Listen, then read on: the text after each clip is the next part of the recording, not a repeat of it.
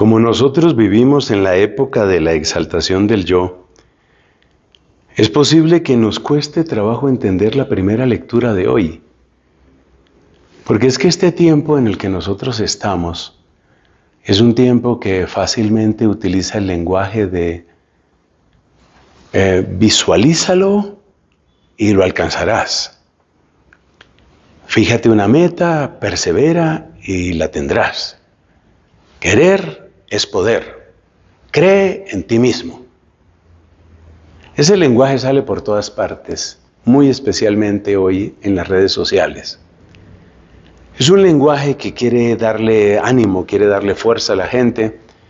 Y es un lenguaje que tiene un elemento positivo en la medida en que ayuda a las personas a descubrir cualidades que tal vez no han visto, talentos que tal vez no han reconocido, recursos de los que ni siquiera sabían. Eso está muy bien. Pero es que es muy fácil por ese camino caer en una especie de idolatría del yo. Y la primera lectura de hoy, tomada de Isaías, en el fondo es una confesión profunda de los límites del yo. Porque aparecen como tres cosas en esa lectura. Primero, el anhelo de Dios. Mi espíritu suspira por ti, mi espíritu te anhela, te necesito. Es el deseo infinito de Dios. Ese deseo del que nos hablaba, por ejemplo, un San Agustín, cuando decía, nos hiciste, Señor, para ti, nuestro corazón está inquieto hasta que descanse en ti. Ese anhelo infinito de Dios. Eso por una parte.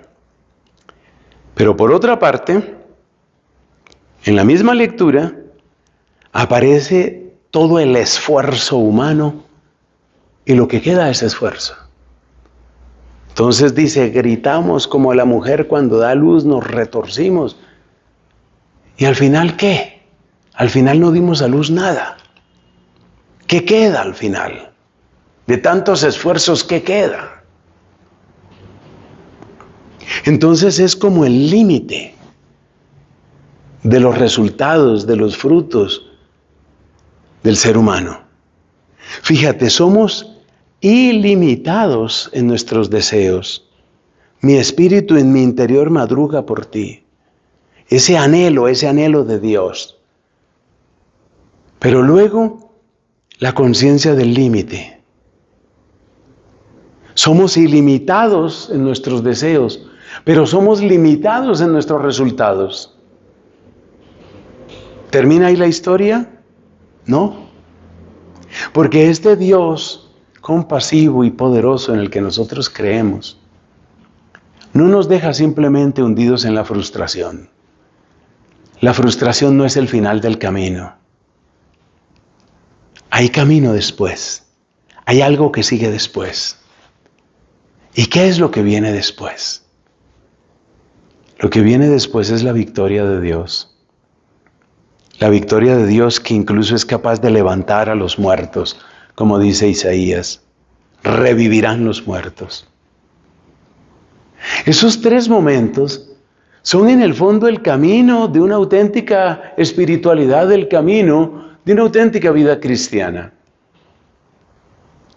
¿Cómo funciona? Pues mira, primero hay que percibir el anhelo de infinito. Hay que descubrir que nada me sacia, que busco algo más, algo más. Ese mayor que decía San Ignacio en su espiritualidad, el algo más grande, algo mayor. Hay que descubrir eso, que estoy hecho para algo más. Porque si uno no lo descubre, uno empieza a saciarse con cualquier cosita que dé la tierra, que era lo que quería Nietzsche de nosotros, ¿no? Permaneced fieles a la tierra, decía Nietzsche. Quería encadenarnos este pobre hombre. No, lo primero es descubrir ese anhelo infinito. Segundo, hay que descubrir el límite. Soy ilimitado en mi anhelo, pero soy limitado en mis resultados. Y tercero, hay que descubrir la confianza. Hay que descubrir lo que significa la diferencia que Dios trae a nuestra vida. Cuando ya entra la diferencia, ya somos otra cosa. Ahí hay una realidad muy distinta. Entonces, esa es la vida cristiana. Descubre que estás hecho para el infinito. Descubre que eres una criatura limitada y descubre que con Dios puedes ir más allá de todo ese límite y puedes alcanzar lo que anhela tu corazón y mucho más, según lo que dice el apóstol San Pablo en su carta a los Efesios. Él puede más. Él nos da más de lo que podemos pensar o desear. Que la gloria sea para Él. Amén.